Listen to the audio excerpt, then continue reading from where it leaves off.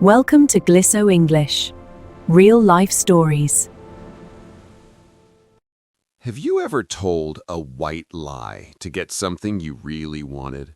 Maybe you said you were a great cook before a first date, or you told your parents you were already home when you were actually still out. But what if that lie was on your resume? Imagine this. You finally land your dream job. The salary is perfect, the office is beautiful, and your boss is impressed. But there is one problem. You told them you are an expert in a skill you have never used. And now, on your very first day, your boss walks into your office and says, "I need you to finish this project by tomorrow using that exact skill." What do?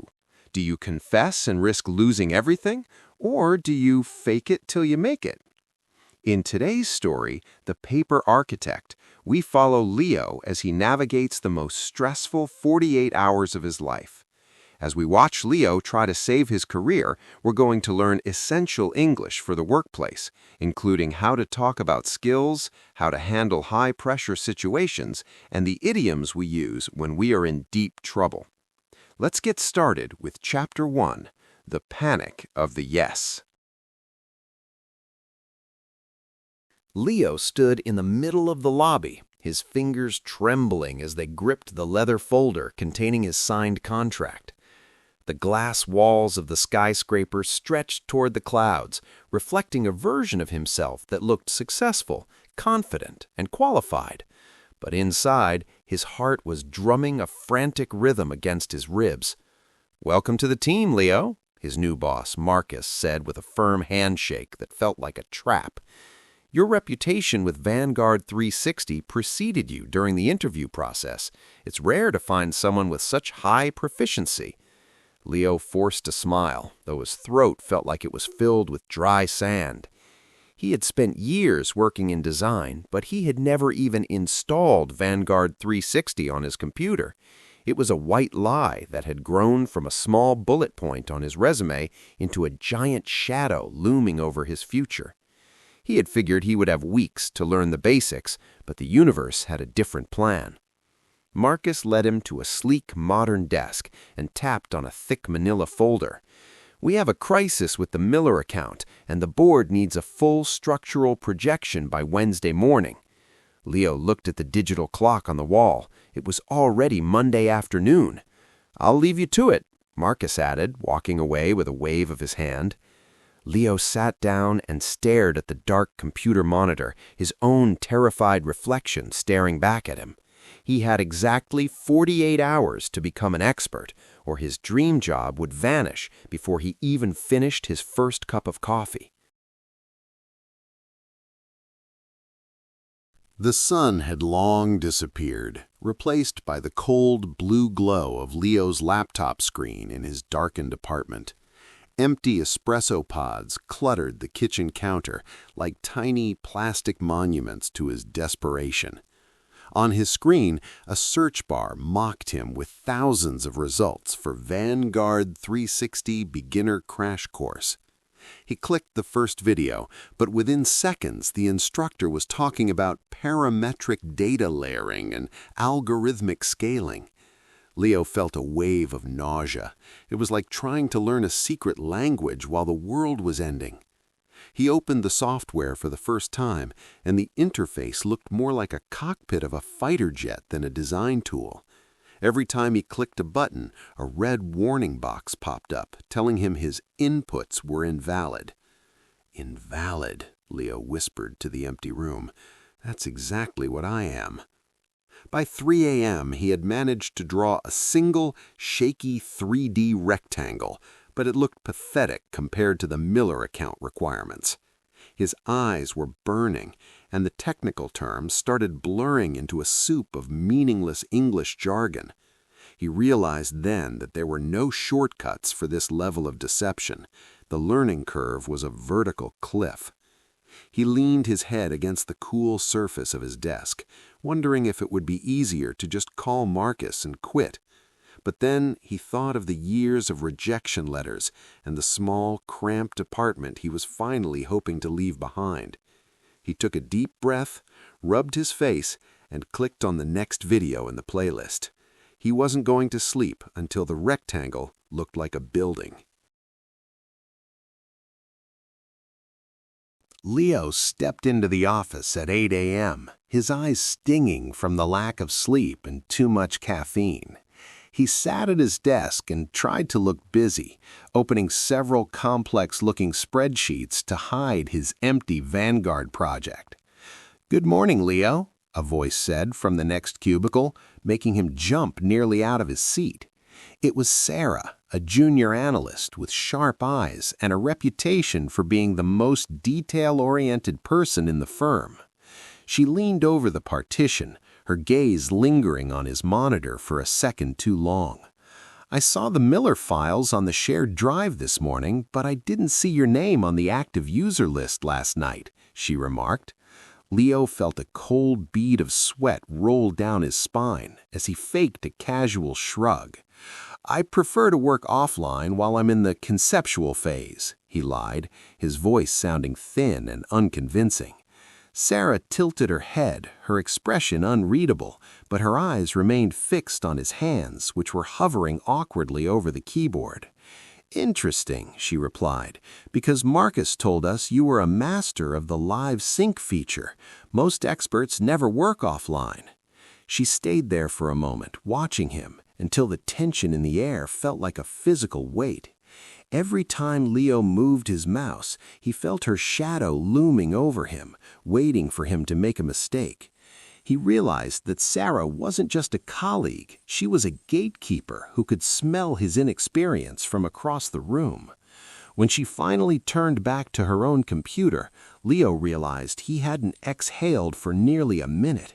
The white lie was no longer just a secret, it was a target on his back, and Sarah was already aiming. The office felt smaller as the afternoon sun hit the large windows and Marcus began his rounds. Leo could hear his boss's heavy footsteps approaching, stopping at each desk for a quick update. His heart hammered against his ribs. He had spent the last 4 hours trying to align a single wall, and the software kept crashing. "Leo, let's see the progress on the Miller projection," Marcus said, leaning over the back of Leo's chair.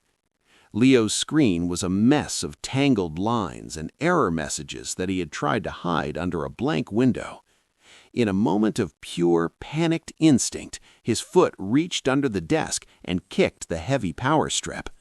The monitor flickered and died instantly, the CPU fan spinning down into a honking silence.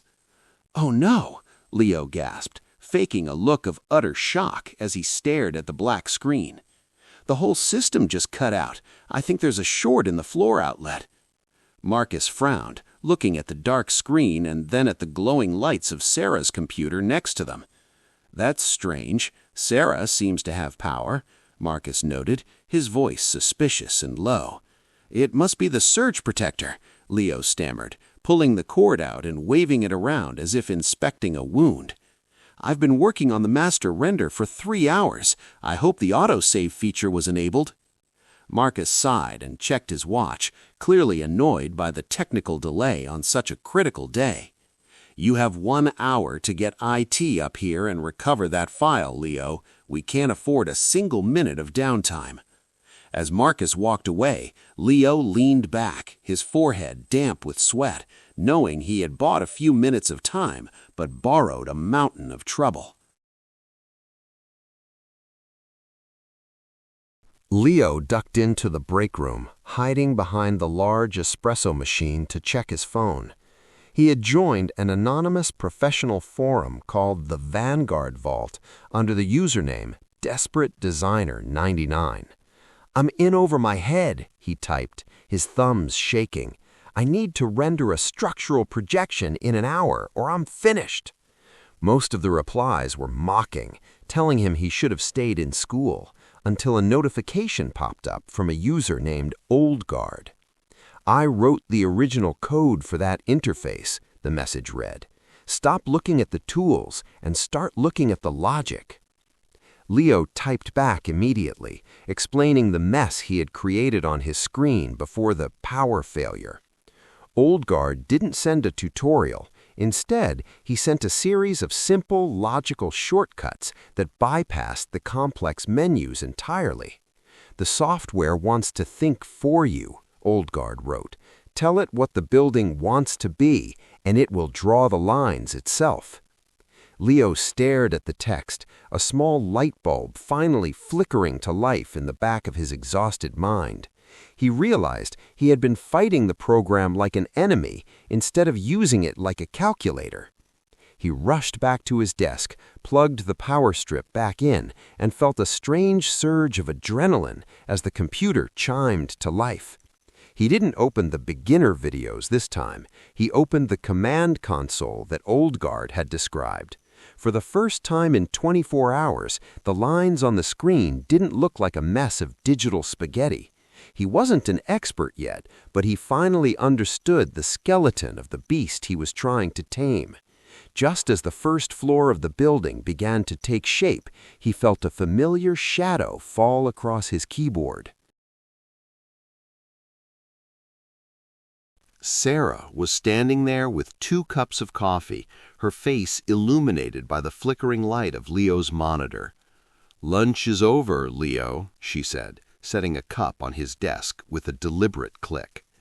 Leo tried to minimize the forum window, but Sarah was faster, her eyes catching the Vanguard Vault logo and the Absolute Beginner tab.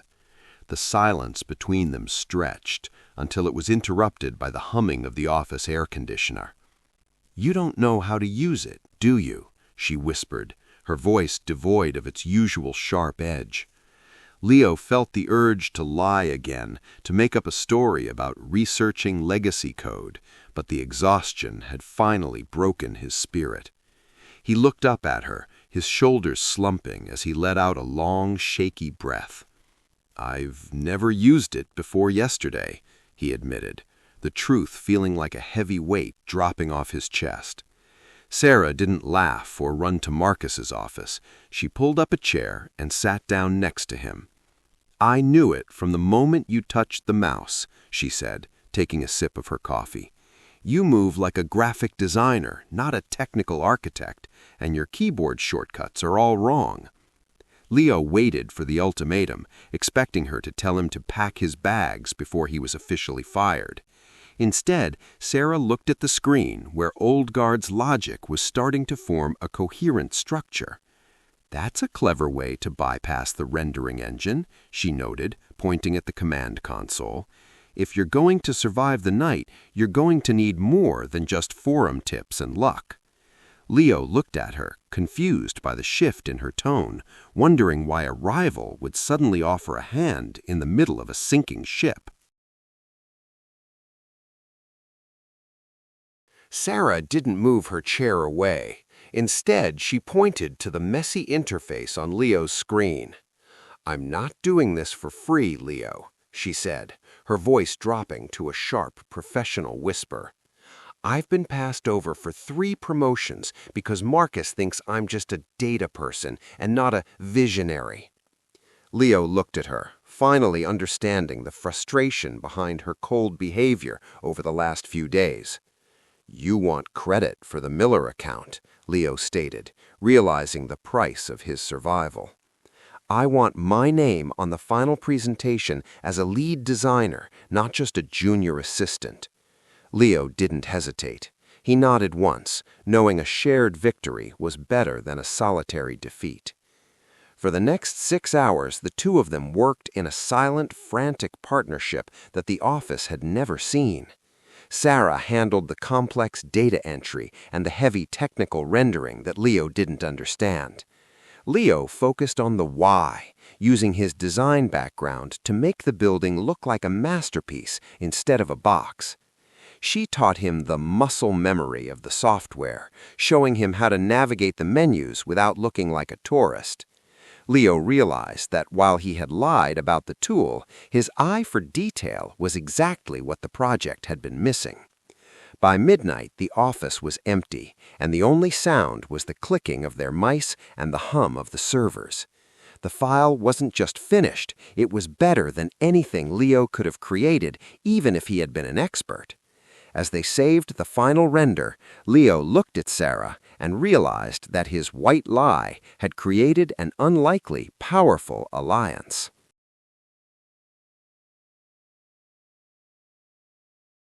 The boardroom was silent, the air thick with the smell of expensive leather and cold morning coffee.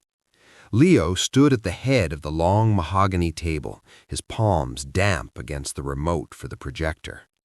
Marcus sat at the far end, his arms crossed, while the clients from the Miller Group stared expectantly at the blank screen.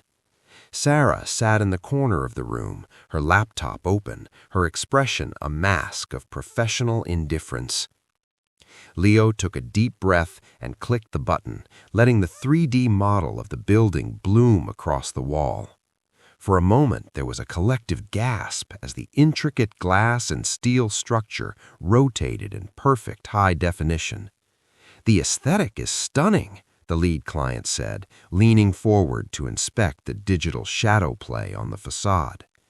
"But how does the Vanguard engine handle the weight distribution on that cantilevered eastern wing?"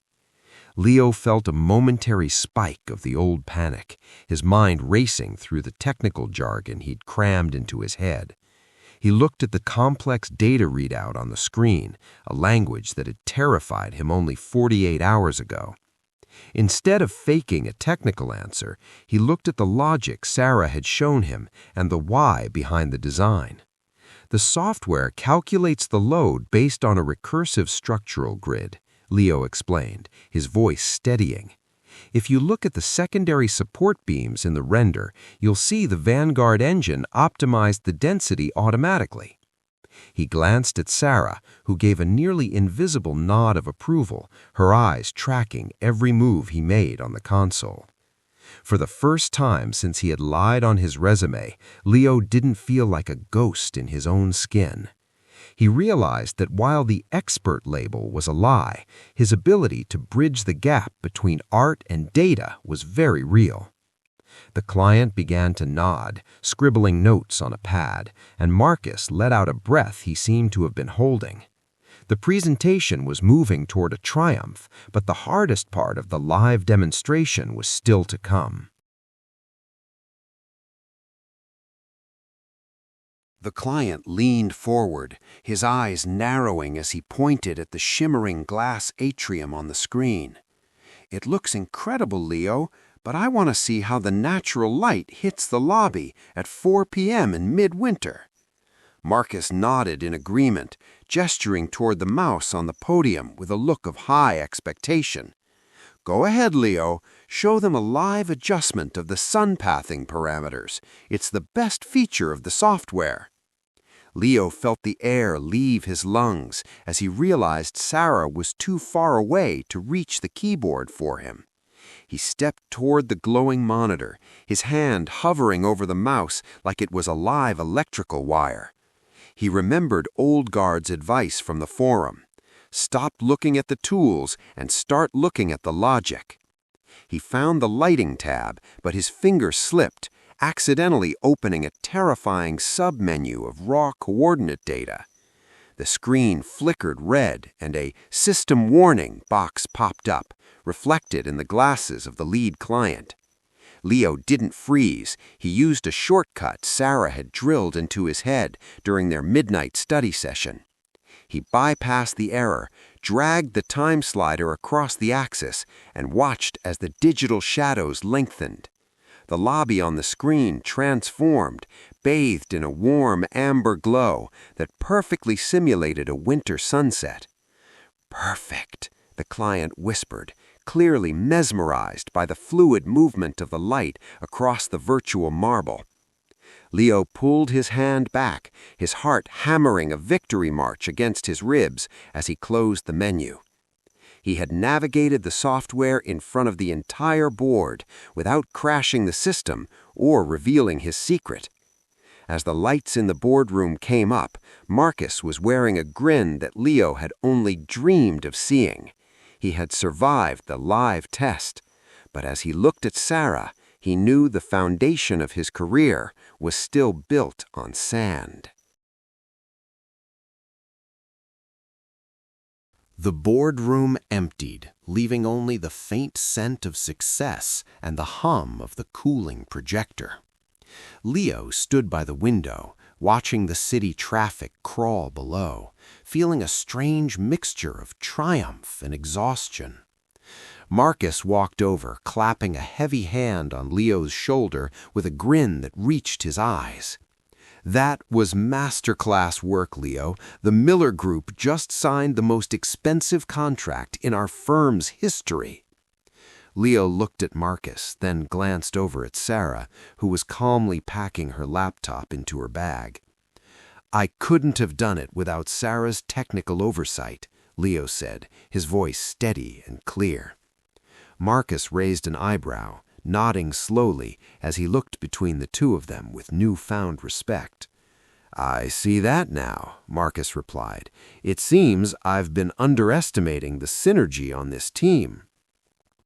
After Marcus left, the room fell into a comfortable silence as Leo turned to face his partner. "I'm going to tell him, Sarah," Leo whispered, "not about the whole lie, but about the gap in my training." Sarah paused, her hand on the door handle, a small knowing smile playing on her lips. "Tell him you're an expert in design, but you want a budget for advanced Vanguard certification," she suggested. Leo realized that the white lie didn't have to be a death sentence. It could be a bridge to becoming the person he claimed to be. He sat back down at his desk and opened the software, not out of fear this time, but out of genuine curiosity. He clicked on the Help menu and started a new project from scratch, his fingers moving with a slow, honest rhythm. The paper architect was gone, and for the first time, Leo was ready to build something that would actually stand. He wasn't an expert yet, but as he drew the first line of a new building, he knew he was finally on the right path. The white lie on a resume is a gamble that most people lose. Leo was lucky, not because he was a good liar, but because he was willing to work harder than anyone else to turn that lie into a truth. He learned that while a shortcut might get you through the door, only genuine hard work and a bit of humility will keep you in the room. In the end, the most important thing he built wasn't a skyscraper. It was a reputation based on reality instead of paper. And that is the end of The Paper Architect. Leo survived his first week, but he learned a very stressful lesson. The truth always finds a way to the surface. In the workplace, we often feel pressure to be perfect. But as we saw with Leo and Sarah, being honest about what you need to learn can actually lead to the best partnerships. Before you go, let's review some of the key English phrases we heard in today's story. 1. To be in over your head. This is what Leo felt when he realized he couldn't use the software. It means to be in a situation that is too difficult for you to handle. 2. To buy time. Leo did this by tripping the power cord. It means to create a delay so you can prepare or find a solution. 3. To come clean. This is what Leo eventually did with Sarah. It means to finally tell the truth about something you hid. Now, I have a question for you to practice your English in the comments. Have you ever had to fake it till you make it in a job or at school? What happened? Write your story below. I read every comment, and it's a great way to practice your writing. If you enjoyed this story and want to improve your English listening with more real-life problems, make sure to hit the subscribe button and turn on notifications. I'll see you in the next story. Goodbye.